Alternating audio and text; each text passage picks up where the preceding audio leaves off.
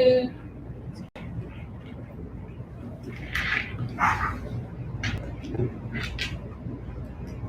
Good evening to our listening audience. We want to welcome the Honorable John Barritt to our virtual chat for this Sunday evening. As you know, we provide these, or we provide these chats to everyone to allow us to remain in contact with the constituency. And the nature of what we do depends upon questions that they have asked, or it ends up whereby there's things that are in the community that people want to know about. And so I try to get the information and be as factual as possible once we get started.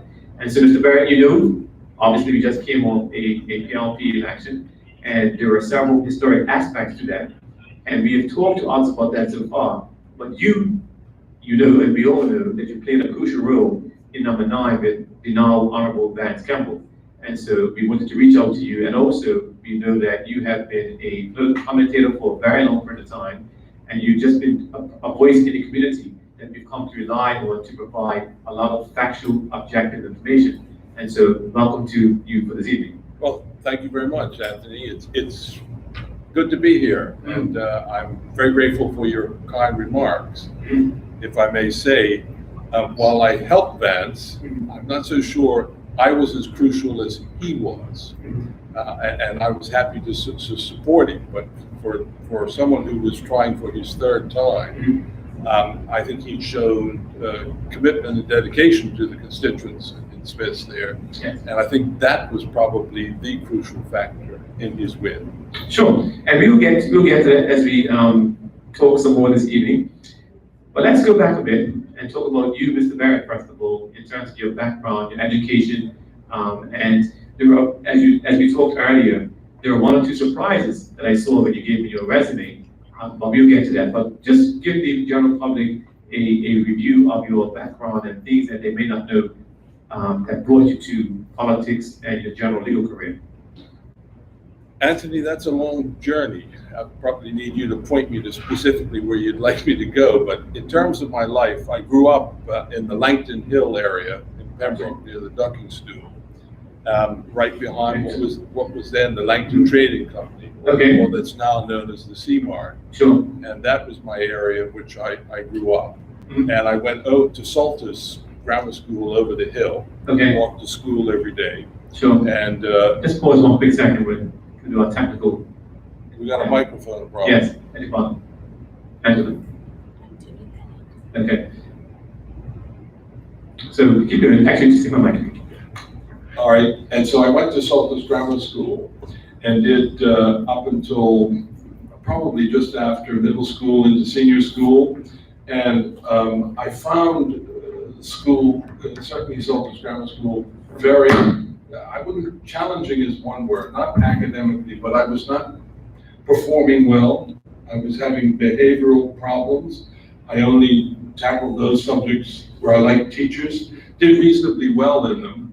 And I love my sports. And in sports, I used to often ask, because when we moved to Devonshire, I lived near Devonshire Bay, when I played football with kids in the area from over the hill, including black kids, and I used to say and wonder, well, how can you call Saltus Grammar School school champions when we haven't played Barclay? And I used to find that very, very challenging in terms of how can you be rated number 1 in the island. But in any event, as I say, I was having these behavioral problems, I would call them, where I was basically becoming a rebel. I'll be quite honest with you. And the best thing for me is probably I made this decision for me to go away to school. And I wanted to go to the school that my sister was. What age was this? 14. And luckily my father was able to make that possible, and it turned my life around, really, because when I found myself left alone at boarding school in Canada at age 14, I wondered what the heck I had done to myself. But I managed to cope and weather, because I wasn't the first one there. There were other Bermudians there. In fact, I'm pleased to say that the school I went to, Albert College in Belleville, Ontario, has been a school of choice for many Bermudians, including many black Bermudians. And there were a number of us up there at the time, and we developed a soccer program And if you know Bermudians, and you do, Yeah. when we're away in school, we're like fish in a tank. We all flock together in that corner, and we're very proud of our home. And that was a terrific experience for me. And then I went on from there to university, and I developed some of my political interest at school up there. I was always, in my family, particularly my family background and it's my family's involvement in Bermuda, I was aware politically of things going on in Bermuda, and probably the Great Awakening was the Belleville riots back then and what was behind all of them. And so my political interests were developing in Canada. I found avenues for them in terms of doing, especially when I moved up the road to a university, a brand new one called Trent University in Peterborough, Ontario, which was a hotbed at that time for, I suppose we could say socialist, the New Democratic Party. And I got involved there, and one of my friends, in fact, went on to become an MPP in Ontario for the New Democratic Party, and in the cabinet there for a period of time. And that all developed my interest in politics. In the meantime, when I was coming back in the summers, I always liked writing and had been challenged by the editors of the Royal Gazette when I was 14 years old. Instead of complaining about our coverage, why don't you do something about it? I said, well, how do I do something about it? He invited me to start writing about what young Bermudians were thinking. And interestingly enough, that's how I first hooked up with Arthur Hudson, because Arthur was having meetings up and down the island about the way in which Bermuda was developing. And I started attending some of those meetings with young people and reporting on what they were saying. And I got quite taken with the fact that what I wrote was appearing in the newspaper, and what I was writing was out of the ordinary for what one would expect in the Royal Gazette. And I continued with that. And as I continued in journalism, which I really enjoyed, and I thought I was very good at as well, that my interest in politics continued and developed, but this time as an outsider, as a reporter, as opposed to a participant, which I had not up to that point been. And I really enjoyed it when I moved from the Gazette. Now I'm in my early 20s. I'd gone to university and got a journalism degree, and was, as I say, working in newspapers, came back to the Gazette, got an opportunity to move to the Bermuda Sun newspaper, which I think some of your viewers will remember. As a weekly newspaper, and at that time it was regarded as something of an alternative voice. Yes, I made that myself. It had a different outlook and gave expression to different views that one would find in the Gazette. And they also did it under bylines. And suddenly I embraced that freedom to report and tried to develop new contacts. And just what do you mean by bylines? That is where they would credit the story and say by John Barritt. And so that people would, and I thought that was the right thing to do, particularly when you start to get into matters of opinion. And I think it's appropriate that people be given credit as well. And so I started to report and go into places and to voices that weren't normally represented in the Gazette, or voices from people who didn't trust the Gazette. And that led me to develop my relationship with the former leader of this party, Dame Lois Brown Evans.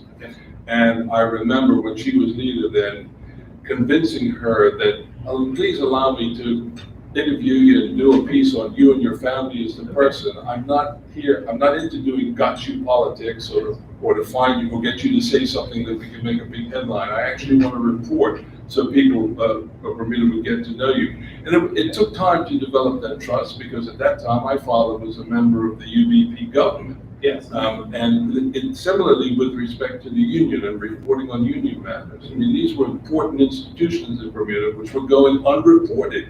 People didn't know what they thought, and it was important that people do know what they think in the community. And so I also tried to develop a relationship with the union through Ottawell Simmons, who was then the president.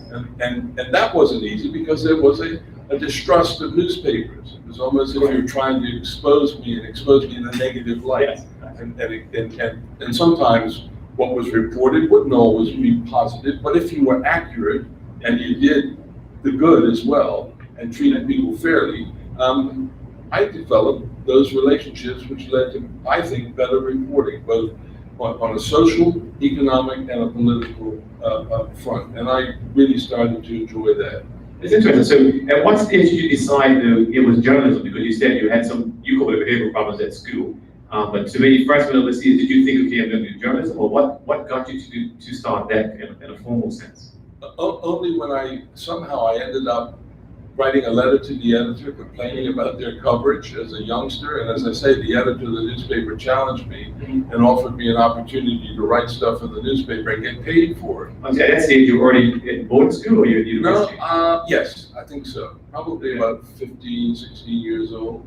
Amazing, okay. And then you went on to greater strength, as you say, because, so. I kept at it. I mean, and I went from part-time to full-time when I finished university, when sadly, but it's the way it unfolded, a reporter was murdered who worked on the newspaper. And they said, yes, and they said to me, John, if you work full-time, we'll pay you. I think back then it was $170 a week. And that was a lot of money back then to me. And I said, okay, I'm gonna give this a full-time go. And that's how I ended up working at the Gazette on a full-time basis. And then, so you separated as a youngster, you were informed based upon your own circumstances, you had some black friends playing football and the rest of it. By the way, as I said to you earlier, also in your bio, I didn't realize you had played a social club, which is just around the corner from here. And in its day, certainly an iconic football club. You know, it did have a huge role to play in the social and academic development of many young people. So that was a great. And back in the day, as I say, I had a love of sport. My number one sport was soccer, followed closely by cricket. And I preferred soccer because it was played in the winter. And cricket was in the summer. And I preferred the cooler weather to the hotter weather. And my team back then was Young Men's Social Club. I used to go around to the box and other places to see them play. And my favorite player was a fellow by the name of Gladwin Bubba Daniels. And he was a center back, and I thought, this is the leader, this is the man that controls the game. Yeah. That's what I want to be when I play. Okay. I want to follow that model. And when I came back from university, and I wanted to play what was then First Division soccer. It wasn't Premier, it was called First Division. I said, I'd like to try out for social club. I mean, I really wanted to play at the top flight. Yeah. And I thought that they were one of the better clubs, and they were. Yeah, for sure. And it just so happened that I knew the coach of the team really well, Alfie Eve. And Alfie said, John, come around, man. Try out. Sure, you'll have an opportunity. And I came around and I trained hard because I really wanted to play, and I managed to make the team. And oddly enough, I wasn't the only white person either playing back then. There were 5 of us. And for me, it was by coincidence that 5 of us showed up to play for Social Club. There was Harold Medeiros, who played goal, a fellow who was a lawyer at Applebee's at the time, Phil Aspen, I believe his name was, Dave Waltham, who was a teacher, and Graham Otterbridge, who showed up then as well to play. Okay. And I remember the first time I love to tell this story, the first time we turned out that season at Southampton Rangers Club. And if you know the oval there, the sound really carries. Yeah. And this fella came out from inside and he said, who's playing today? And someone said, it's some Rangers and Social Club. Social Club? What social club is that? Because all 5 white guys were on the dressed for the game. I don't know if we all played, but we were all dressed, and it was quite a. I think we're talking 1970, 71. Okay. And so then let's talk more in terms of your political development, because what's interesting to me right now is that you said you actually father was part of the UBP, which is that's understandable. But what caused you to necessarily turn up for the UBP as opposed to the PLP or otherwise, given your association with Arthur Hudson and Dame Brown Evans, Arnold Simmons, and those type of people? Dame Lewis told me it's because I went conservative after I went back to law school and came back, and I got the opportunity to work for Appleby, Sperling, and Kemp, which were one of the big 2 law firms at the time. And there is a grain of truth in what Dame Lewis said. But I think for me, the opportunity arose to run in Devonshire South. Not immediately after my father retired, but I think one term after that. And people had approached me about running and down there, and I thought, all right, I'd like to serve. There's an opportunity here in this district particularly because I've grown up in it, Yes. people know me, and I'll have a go. And there was a primary. Back in the day, Yeah. it seems like yesterday to me, but in any event, back then, and now we're talking the early 90s, Yes. the primaries were still a thing in the United Bermuda Party, particularly in the seats that were regarded as safe. Yes. And at that time, I was the person who challenged as well was Giorgio Zano. Yes. in Devonshire South. And I remember that between us, we signed up close to 1,000 people to vote in that primary, and it had to be held. I think the poll was taken at Saltus Cavendish Day. Yes, I remember, yeah. I think that was the place, and we had over 800, close to 900 people show up for a primary. Yeah. And it's understandable in one way because people figured, well, whoever wins this primary is going to win in the general election. And it's quite amazing to me that we had that number. But mind you, back then, Devonshire South had registered constituents, dual seat But also it was constituents. different, wasn't it? About 2,500 registered Yeah. voters. Yeah. So it's quite different than what it is today. And in fact, when we moved from dual seats to single seats, I used to tell some of my colleagues, especially those who hadn't had dual seats, that this 1,000 is a breeze. It's easy. Is a breeze compared to 2,500. And so that's how I think I ended up in running for the UBP and in Devonshire South. And I don't think everyone's aware of the transition for you from journalism into law. And you said just now that you became more conservative. Tell us about that transition. I'd always, in the back of my mind, wanted to do law. And I have to tell you, Anthony, and certainly a lot of people relate to this, journalism in Bermuda does not pay Yes, that's right. extremely well. And I had 2 small children at this point. And I was encouraged by a number of people to go, to try to read law, as they say. 2 of them who were really instrumental, one was Jeff Bell, who's now a justice on the Court of Appeal. As a reporter, I used to go into courts and report on court cases.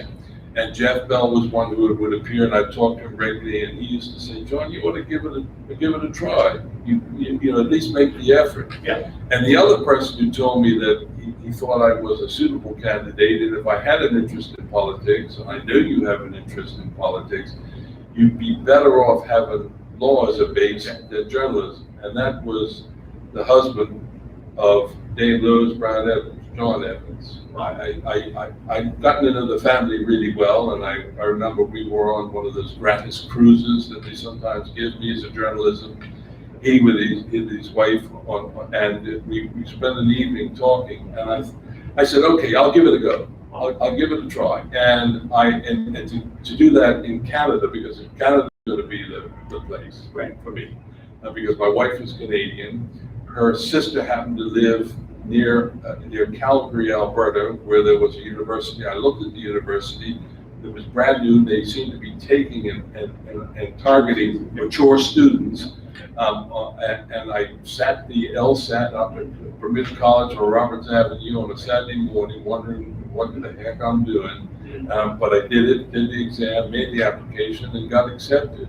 And then I said, all right, I'm going to take the chance. Cashed in what chips I had and went up there. Luckily, the Canadian dollar is, you get back then 25 cents extra. And I'm almost embarrassed to tell you that the legal education then in Alberta, because it was oil rich, the university was subsidized, I don't think it was more than $15,000 the tuition. And maybe that's Canadian too. And so it was a great opportunity that I took, my wife being Canadian as well helped, and took the chance. And before we move off your personal information, let's say, did you say that you were not necessarily a good student? That's correct. And how did you, because I think it's important, we interviewed a few other people, and a lot of times when we see people from the public perspective, we just assume everything went smoothly. So how did you overcome those, if we call them challenges, both personally and how did you do it? And what advice would you give to those that may be listening to this? I give this advice all the time. The best thing you can do is get off the rock. To get into another country, into another situation where you're free from some of the constraints and expectations that start to define you here in Bermuda. They can be very limiting and very debilitating. And I think for me, the turnaround came when, as I said, when I got that opportunity to attend Albert College, a co-ed institution, a different philosophy, a different approach than in Bermuda, and I'm talking private school here now, not public. And I had excellent teachers there. I will confess I was a bit shocked, and now I'm on my own, and the fear of failure is a big driver of success. And I took it on, and I found out that I could achieve. And I like to say, by the time I got to my third and final year there, I was running the place. And so one last question about that. The expectation, was it from your father or from your family that they expected you to excel? No, it's compared to your brothers, or how was it? No. I would say my parents always supported. What I meant was what you think your peers want you to do, what it is that will make you cool or cooler than the next person. Okay. And in Bermuda, you can easily get off track. And I mean, I look back now, I could see how close I was to going off track, thinking it was a great thing to do, frankly, illegal. Yeah. I mean, back then it was bikes. Yeah. And I had a friend, and sadly he's passed, but I told this story in the eulogy at his funeral. Back then, when we were 15, a lot of our peers, we were riding mobilettes, which were the bike of the day back then, at night, and the police would try and catch you. And my friend said, John, forget that, man. Let's drive a car. The police will not be looking for kids in the car, and he learned how to drive a car. And so did you? No, I didn't have as much courage as he did, I guess. But he drove to the car one night with me in the passenger seat, and I'm telling you, man, I don't know what time of year it was, but I was sweating bullets. Okay. So let's now transition a bit into you, the politician. And you said earlier that you went to, I noted that you went to ASNK when you first started your law career in Bermuda. And then, if we're honest about that, I suppose you would have not been able to survive there if you tried to join the PLP, right? I think, yes, that's probably a fair comment. Right. Because I'm young enough to get old enough to know that there were many stories in terms of for white Bermudans to join the PLP, they'll be ostracized in various contexts, and they would not be able to do so. And so I'm assuming that would have been the same for yourself. And to be honest, even when it came to me, in the accounting arena, you had to be, but you were certainly discouraged from a association with the PLP. And I think it's fair to say that would have been in my mind as well. I need to be quite honest with you, knowing the way Bermuda was going at that time. No question about it. But with respect to ASNK, as we referred to it then, I had actually won a scholarship after my first year in ASNK. They give out law scholarships, more today, more law firms doing it than ever before, but managed to secure one. And I felt a kind of obligation to return to Appleby, particularly when they offered me a position. I could have stayed in Canada, in Calgary, Alberta, which was far too cold in the winter and dry for me. And I came back home, and they offered me a place, and I felt that I really ought to do that, having had the benefit of one of their scholarships. Actually, I did note that, as I read your resume, that you joined ASNK, and within 4 years you became a partner. Yep. And was that based upon your personal accidents, or I was surprised that normally what happens is it takes a while for persons to, once they join a law firm or an accounting firm for that matter, to actually get to the stage of being a partner. It takes a while. Yes, I'd like to believe it with my personal excellence, because you're measured, if you know anything about law, by the billable hours that you put in, and then the hours you put in over that, and then how much you bill. Right. And that's usually one of the indices that are used in determining whether somebody ought to be admitted to partnership. Okay. And I put in the hours, I can tell you. Now let's fast forward in terms of the pure politics of it all. So you initially went in, you were encouraged to become a member of UBP. We talked just now that you ran against Mr. Zano in the primary to get the seat in Devonshire South. And to be honest, I still remember that part of it may not have been your intention, but I think the generic PR at that time was that Mr. Zano has a strong accent. And so therefore, some people started to use that as a reason why he should not be successful. And for me, going backwards now, I'm thinking that was one of those times whereby politics became negative, where I think now we tend not to be too personal. Although, sorry, going back to being personal, but there was a time when people were not personal. But at that stage, I remember it happening. So you joined the UBP, and then... Actually, I would say politics has always been personal in Bermuda. As far as I remember from reporting in that, there's nothing new in that. There are some of the personal whispering campaigns, and some of it's just right at it up front. I can tell you, I never made that a feature of my campaign with Georgia, who's a good friend of mine today. I mean, I didn't do that. And in fact, I remember people calling me and saying, Mr. Barritt, you don't live in Devonshire. I said, no, right now I live in Pembroke. My home was in Devonshire. Well, I can't vote for you. And I said, well, I understand that. And if you feel that's the most important thing, then don't vote for me. So that too was, all these things developed back then anyhow, as part of a campaign. But no, I didn't make that a feature of my campaign. I can tell you that straight up. And what can you tell us about your journey through the UBP? Because when I get to, of course, it crops up tonight's comment in terms of you obviously council advance, but what can you share publicly about your journey, I want to call it, to the UBP? Well, I was first elected in '93, which was the last United Bermuda Party government under Sir John Swan.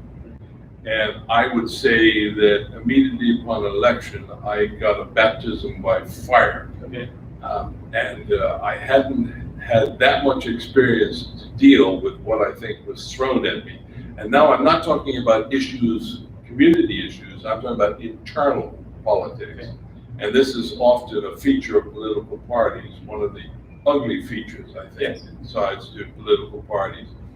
And the first thing was the election of speaker, where members of the UBP had approached the PLP and decided that together they would vote to put Ernest Acuto in the chair. And we'd had a vote in caucus, and I was away at the time, but it was 11-10 that David Dyer should be speaker and not Ernest Acuto. Very close vote. No one said anything, so on the day of the first day of Parliament, that was a big shock and a surprise. And at that time, I was the party whip, and I knew nothing about it. And that's was really personally embarrassing that happened. I understood it. I would have liked to just go not nobody. Yes, exactly. I would like if we'd have handled it or reconsidered it in view of what was done, but that wasn't the way it went. And I knew that, and then shortly I realized that this ran a lot deeper than just the vote for speaker. Yeah. Because the next issue we were confronted with was the issue of independence. When Sir John Swan decided, and not just Sir John Swan, but he and some of his colleagues decided that Bermuda should have an independence referendum. And that had not been an issue in the election campaign. And in fact, I know people would ask me when I went around knocking on doors, what's my position? And one of the first things I said, well, I understand you're asking, but please know it's not in the platform, it's not part of the campaign. There's no need to dwell on that, but I'm not in favor of it at this time. And here we were bringing it up, putting a referendum on people, and there was a great deal of pressure on me to go along with the program, but I didn't, and I wouldn't, because I felt that the people who put me here, when they'd ask that question, I'd tell them what my position was. So I felt I couldn't support it. And there were others in the party who felt the same way. And then there was this fracture and split. And the way we accommodated that was, it'll be a referendum, the party takes no position, puts out a paper on the options, and people will vote yes or no. And then Freddie Wade, the late Freddie Wade, as leader of the PLP, said no. We're not going to support this, a referendum. We're going to boycott the referendum. The UBP didn't run on independence. They didn't even run on having a referendum on independence. And actually, we spoke with this internally, not internally, but just a few of us the other day. So what's your recollection as to why it did not succeed? Well, because there was a clear majority. I think quite apart from what the Progressive Labor Party position was, I think there was a majority in the country, if you look at the polls, that said we're not interested in independence at this time, or we can't afford it. That was an economic consideration. And when the PLP boycotted it, that just cemented the result. And do you think that we made a mistake? Not necessarily at that time, but do you think that Bermuda should be independent now, or have you changed your perspective on that? Or maybe more likely, I guess, is what do you think we should be considering to make that step? I think that, first of all, you've got to run on it. I think the position of the UK is, though, that there'll be a referendum. They want it to be the clear will of the people, and that is a process that I can support, no question about it. But before you just have a vote, you'd like to have some campaigning so people can see pros and cons of independence. My own personal position is I still think there's a lot more that we can do and that we ought to do to make ourselves a lot more independent than we currently are within the framework. And when I say a lot more independent than we are, I'd like to see a shift in how we tackle our community problems. We are at a crossroads now where I think the people of the country are looking for a new approach to solving our problems. And they don't like either the political or the racial divide that seems to prevent us from working together to solve, not to solve, but to tackle these problems. That's going to be an interesting discussion point, but I want to fast a little bit in terms of making sure we do address your ultimate decision to canvass with the Honorable Vance Campbell. But obviously, OBA came out at some point as a party, and you tell us about your transition or your transition to the OBA. Yeah, let me shorten what's a long story. Okay. I was personally tired of sitting on the opposition benches. It's a frustrating experience, Anthony. I know you've had that because you like to have some influence. You like to bring your thoughts and what you think the country should be doing. You'd like it to come to bear. But when you're in opposition, you're shut out. That's one of the things that I think ought to be changed in this country. And with some goodwill, it can be. But I'll come to that in a minute. Because I've always been I think I'm on this path, and I have been since I started in politics. And in fact, it would be a nice segue as to why I worked for Vance Campbell in the last election. In any event, so I think, that's where we need to be going. And I've been intrigued by the throne speech recently where the government has talked about constitutional change to make us more nimble and effective. I'd like to see I don't know if it requires constitutional change, but I'd like to see some of this change to not only make us more nimble, but more effective than we currently are. Right.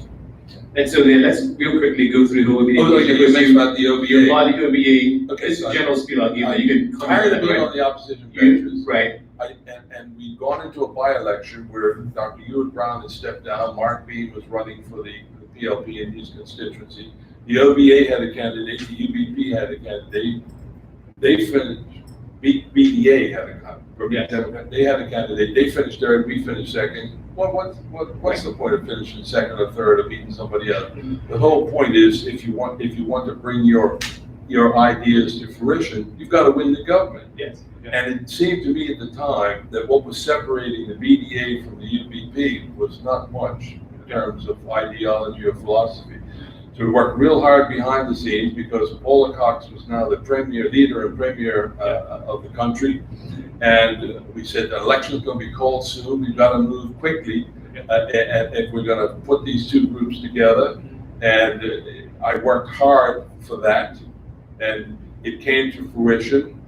And when we decided to form this new party, I insisted, as did some others, that it had to be something different. The old way of doing things had to go. Okay. And what was the old way of doing things? Having whoever the elected MPs are, choose who the leader is. That's a very narrow base to start with if you're looking to open up your party. And so I said, this party's got to be open to whoever wants to join, and whoever wants to join gets to vote in an election for leader. And the leader doesn't have to be an elected MP. People said, well, hang on a second. Hang on. I see you report. And we said, Well, he or she has to be a member of parliament to be the leader of the opposition. Somebody will have to resign.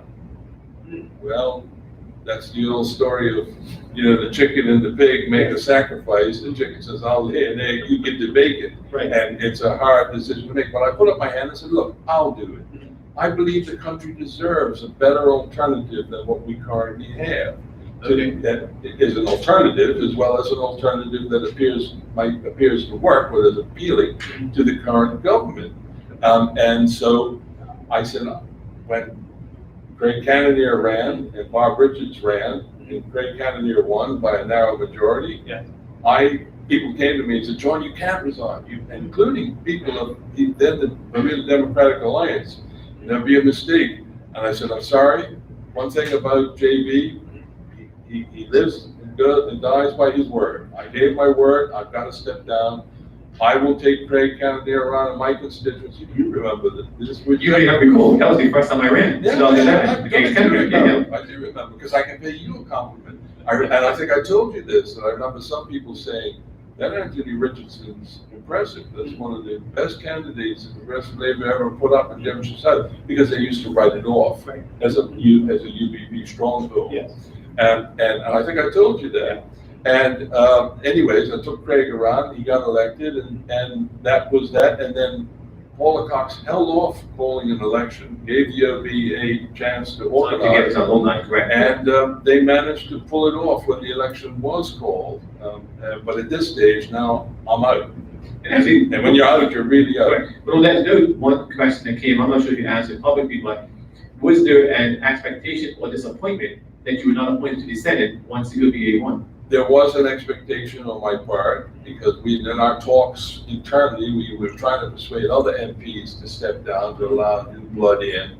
And we would say that, look, what we'll do is we'll put those people in the Senate, where we'll put some of our older, wiser heads, particularly should we win the government, and go that way. I didn't make any deals, though. That's another thing. I was not going to make a deal. I either commend myself to you, and you think I'm worth it, and you treat me accordingly, or you don't. Well, I wasn't treated accordingly. I didn't get invited to join the Senate or the cabinet. Now, what's interesting in my mind, again, based upon some things I did not know, but now I think I do know, is how did you handle that personal disappointment? How did you manage, how did you work through that? As best I could. As best I could. I mean, I've got family and friends who understood and felt the same way. In fact, some of them asked the leadership of the party, why haven't you invited John Barritt back into your cabinet, considering what he's done for you personally, as well as for the party, to make it happen? And the message that came back was, well, we can't have him. He'll make us look too UBP. And that's not you've heard that before. Yeah, no, I mean, it is what it is. I'm sure. And I thought, well, some of my Progressive Labor Party friends said, well, gee, John, they picked the wrong person to make the poster boy for the UBP. And I said, thank you for that compliment. I think you're right.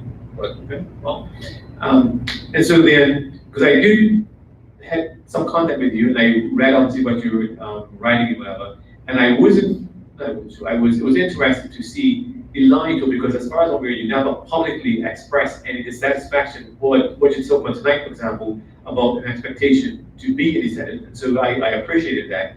And then of course, there was some interesting times, let's call it, politically. And then fast forward to 2020, well, no, right before that, what are your thoughts about the OBA's preparation for this election? And then I want you to just talk to us about your decision process by which you made that decision to work with. Let me just say that when I wasn't invited back to join the government, one of the things I continued to do was to write my column, and that's something I enjoyed doing, and I kept going. And some people felt I was too critical of the government, of the OBA. But I think that's when you do a column, you want to be as critical as you can. Well, not as critical as you can, but the whole point is that I wasn't there to do puffery for the OBA. Let's put it that way. And so I kept it more in that way, and I wasn't that far away from politics. Okay. So I kept busy that way, and I just decided not to. I remember a fellow from Canada, believe it or not, who used to come to Bermuda, an MP, federal MP.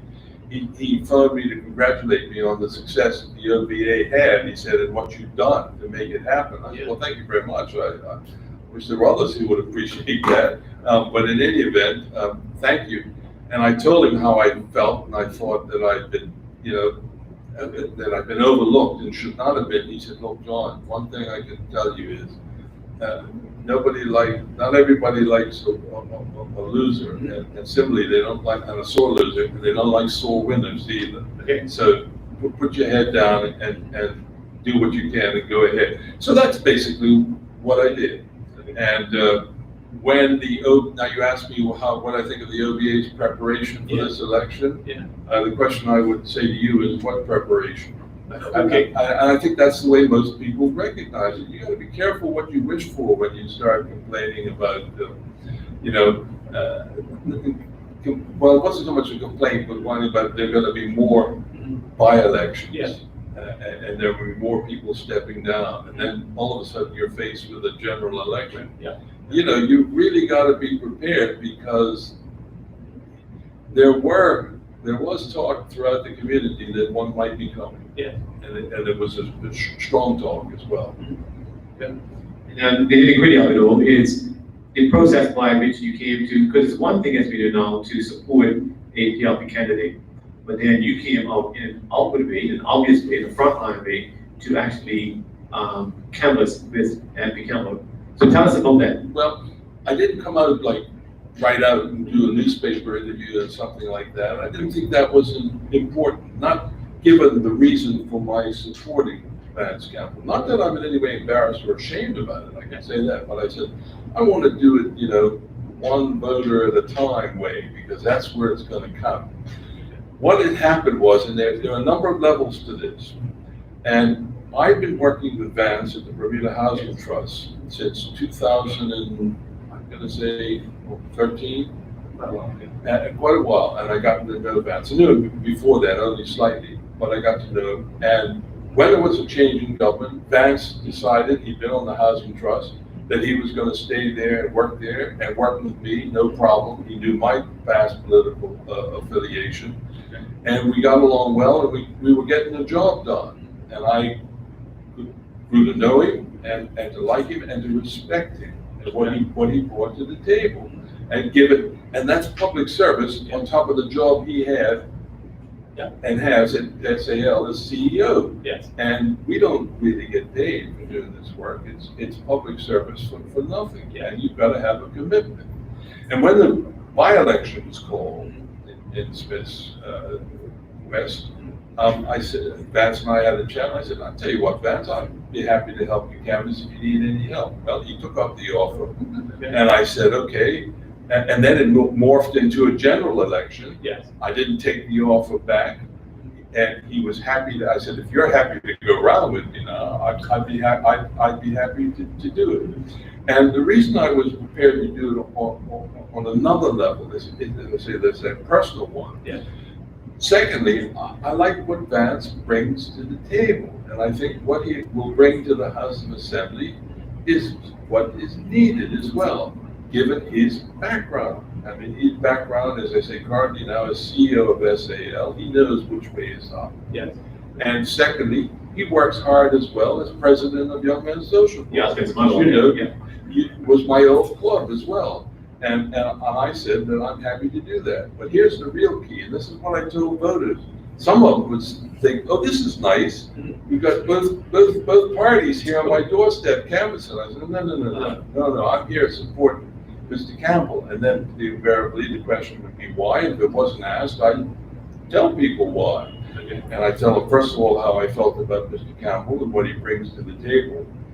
And I said, secondly, look, I'm a person who's been writing and talking for some time, particularly since I've been out of politics. And there's a freedom that comes from being out of being a part of a political party.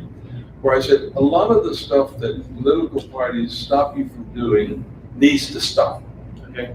We've got too many people who are friends, in some cases families, who have this divide that occurs because one is one member of the party and another is another member of the party, and they agree on more than they disagree. And even where they disagree, they ought to be made to work together to come to a common solution. And there ought to be vehicles to make that happen.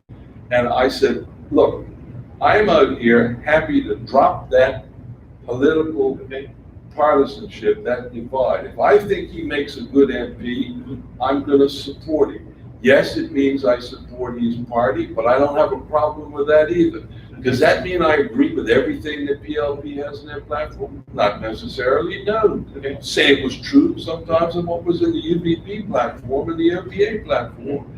And I think people have got to start to be honest about these things. The difficulty is, and I know this from personal experience, when you're a member of a party, when you're an elected member of a party or an appointed member, it is much harder to be that free and open. But that, I think, is what Bermuda is looking for. And not only is Bermuda looking for it, but it needs it, because the divide is not helping us tackle problems which are bigger than us, and more challenging than even that Bermuda, when it's working together, are going to have a hard time meeting. And so, and I've always spoken, people who served with me in the House on the other side, my friends in the PLP will know that I've always spoken on the need to reform the way in which the House functions to make this not only possible, but standard operating procedure, so that MPs don't just earn their spurs by speaking on the motion to adjourn and making points and getting reported, or tearing a strip off the other side, which is often invariably what it descends to, and who can do the best, make the best performance of that. And it's entertaining sometimes, I'll give you that. But after all that's said and done, what are the two actually doing, the two parties, their members, their backbenchers, doing to actually move Bermuda forward in a particular area? And there will be things that the two of them should be doing together. And if you want to spend time on this, I can give you instances of where this is possible. Actually, what's interesting is you may be wondering what they just asked me to do. 10 minutes. No. People do call in and ask questions otherwise, right? And so the question that someone has written in is, and I guess I'll add to it, is that there's a fine line between, as you've done now, supporting and going out and canvassing and talking to the electorate in terms of why you support now the Honorable Vance Campbell. But what's the next line, or is there any final line in terms of how come you did not, this question is, why did John Barritt not align himself more fully with the PLP? Across the floor, I guess they can say that, but this has happened in the past, this from UVP to PLP and vice versa. Fair enough, good question. But I think it goes to what I was just saying. And that is that I am enjoying the freedom that I currently have as not being a member of a political party and having to toe the party line. It's good to be, I think, so you can be free and honest about what you feel about a particular issue or person as well. So to clarify, so you're not currently a member of the OBA? No, have not been since, Okay. Not long after I stepped down, after my personal disappointment. And I said, well, if I'm too UVP for them, and that's the way I felt when even some of the people I used to stand shoulder to shoulder with didn't go to bat for me. I said, well, Mother used to always say, don't stay or go where you're not welcome. So, and just to go back a little bit, because so yes, please, but people understand, that freedom I'm talking about is the freedom that I ended my association with the OVA back 7-8 years ago.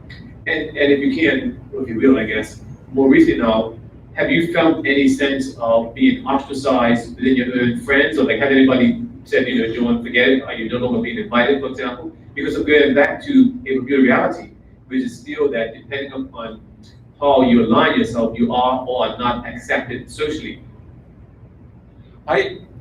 I haven't rubbed shoulders. I've been around a lot of those people who I used to be around in caucuses and party, and so I don't know, and they haven't said a lot of precisely how they feel about what I did. That said, clear to me, the column I write at the Royal Gazette, that during the election, some of the people who I would describe as operatives for the OBA, and people with, and I always think these are people, one person with different handles, different names, commenting. Oh, yeah. They came after me. It was what I would call more the whispering campaign of trying to damage you personally and your own reputation and to try and bring you down. But, I'm not the first person to endure something like that, and some people have endured even worse because they've been members of the Progressive Labor Party. So I do not expect any sympathy, but to answer your question, absolutely, yes, I'm sure it happened, and I'm sure it's happening. But, none of them have picked up the telephone to say, Okay. Either to say how they feel or to ask me why I did what I did. But that's cool. And actually, as a teaser, not for today, but as a teaser, I commented to you, and others have commented similarly, that the face of politicians in Bermuda is changing, literally and figuratively. And as I mentioned to you briefly earlier, it is a fact now that many of Bermuda's white businessmen have exited online politics. What's your comment about that? I think this is a trend that's been developing over the years. If you look back, the arc has been bending that way. I think there are a couple of reasons for this. One is politics is a lot, I think, dirtier than it used to be in terms of what you have to put up with in terms of, and you know this. It's all like name calling and all of that stuff, and people say it doesn't work. It does require a certain person to get into politics, and it's not an easy path anymore either. It requires some effort, as I'm sure you appreciate, to get in some effort and time, and you've got to be prepared to do that. And some people are not prepared to do that, and I think that's a factor with businessmen and businesswomen in particular these days.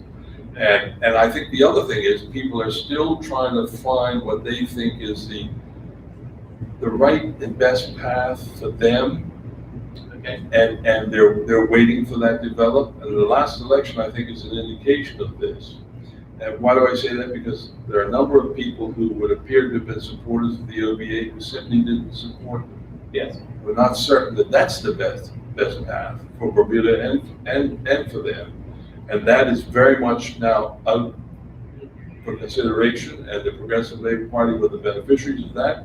And in some respects, in some of those areas, Smith's West and others that were thought to be solid OBA seats, previously UBP, I think what you're seeing is a welcome trend, and that is people who say, I don't like my vote being taken for granted. That somehow, because historically it voted one way or is one way, it's going to stay that way. People need to buck up and change their game. And game is probably not the right word, but change their approach to politics and the way we're going. And it's something that I think the Progressive Labor Party is going to run into as well. And I make no comment on who's in the Progressive Labor Party, but if you study politics, there's a pendulum that swings. And sometimes you have to be very careful when you're a big majority government that it doesn't redound. Because people will think that confidence is arrogance. Very quickly. And what's good is that this gives us a tease, as I said, for you to come back at a different point in time, because I know that in my victory on number 7, right, there were many persons who voted for the PRP for the first time. And when I was canvassing, I challenged them that if you expect change, you now need to be the change and vote for the PRP for the first time. And since the election, many have come to me to say, well, Anthony, we commend you the victory. I think it took more time this time. Look at my actual resume, and obviously based upon my experience and just getting older now, I've done many things, and so they did appreciate that. And I agree with that. That's why I say I think that's the journey I'm on, being the change that I've often said I wanted to see. Okay, if you can talk the talk, let's see you walk a little of that talk. Exactly. And I think I did that with Vance Campbell, but I don't want to overstate it because I want to take nothing away from Vance. That, as I said earlier, that was his 3rd attempt. And it was, when you go around with him to homes and people recognize him and say, yes, Mr. Campbell, I saw you the last time, or I didn't, and he says, well, I left my material and I'm glad I caught you this time. That type of relationship will stand you in good stead when you have to make tough and difficult decisions. That's correct. And so, Mr. Barrett, our time is up for this session. And we'll say thank you again. And to those in the listening audience, of course, we do this because we want to bring to you information that you have asked about, or that is what we believe to be generally important to yourselves, and we'll continue to do so. We're going to change the schedule. It's not going to be every other week now. We're going to probably go to monthly to ensure that we can sustain it. And again, we encourage you to contact us. My email address is abrichardson@plp.pm, and our permanent phone number is 538-8683. And if you forget that, it's 538-VOTE. Please continue to be in contact. We will continue to be in contact with you.